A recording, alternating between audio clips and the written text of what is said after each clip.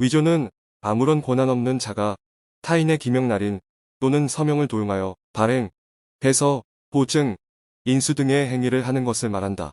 변조란 기명 날인 또는 서명을 제외한 어흥수표상에 기재된 내용을 권한 없이 변경하는 것을 말한다. 저희들이 보면 이제 어음하고 수표로 이제 수구문한 경우 있지 않습니까? 하다 보면 이제 부도가 생기는 경우 있어요. 그러면 부도 내용에 보면 이제 은행에서 통보를 해주거든요. 위조다, 변조다 이렇게 나오는데, 그래서 어떻게 볼 것이냐.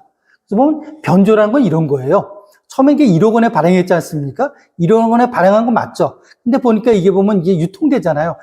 뭐 이 사람 저 사람한테 이제 계속 또 돌아다니지 않습니까? 그러면서 1억 원짜리가 10억 원이 돼버린 경우죠. 10억 원이 돼버린 거죠. 그래서 여러분은 뭐예요? 여러분은 10억 원짜리를 갖다 그냥 회수한 거죠.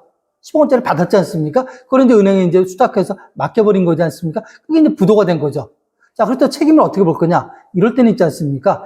변조되기 전에 문헌했던 사람, 즉, 발행에는 변조된 1억으로 했지 않습니까? 그 사람이 1억 책임이고요.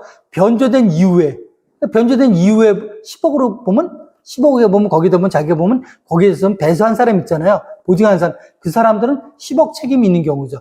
그러니까 뭐예요? 아, 책임 자체가 이원화되어 있구나.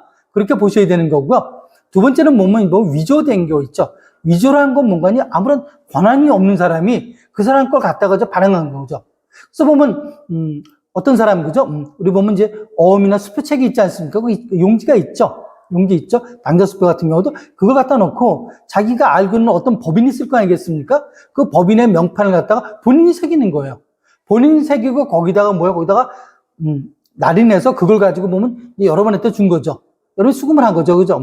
그러면 그걸 가지고 보면 여러분 이제 수탁을 맡긴 거지 않습니까? 은행에? 그럼 은행에서는 그걸 가지고 어디 가는 거 아니? 그 지점을 가겠죠. 그래서 보면 거기에 보면 그 은행 있잖아요. 발행은행. 지급은행은 거기 명판 찍혀 있거든요. 명판, 그거는 찍혀 있어요. 그죠? 그럼 그게 보면 그 지점으로 돌아가게 되면 어떤 문제가 생기는 거 아니? 어떤 게 생기는 거 아니? 거기에 보면 그런 게 생기죠. 거기 발행자가 아니지 않습니까? 자기랑 거래하지 않잖아요. 이때 그래서 뭡니까? 위조된 어물을 보면 이제 보면 거기다 묻어내는 거죠. 그러면 어떤 책임을 지냐? 위조한 사람 있지 않습니까? 위조한 사람은 어음이나 수표법상의 책임은 없죠. 왜? 거기에 직접 거기죠? 나타난 사람이 그 본인이 그게 안 나타나지 않습니까? 그렇지만 뭡니까? 위조죄로, 그죠? 유가증권 위조죄로, 그죠? 형사적으로 처벌을 받는다는 거. 네. 그거 한번 기억해 보시기 바라겠습니다.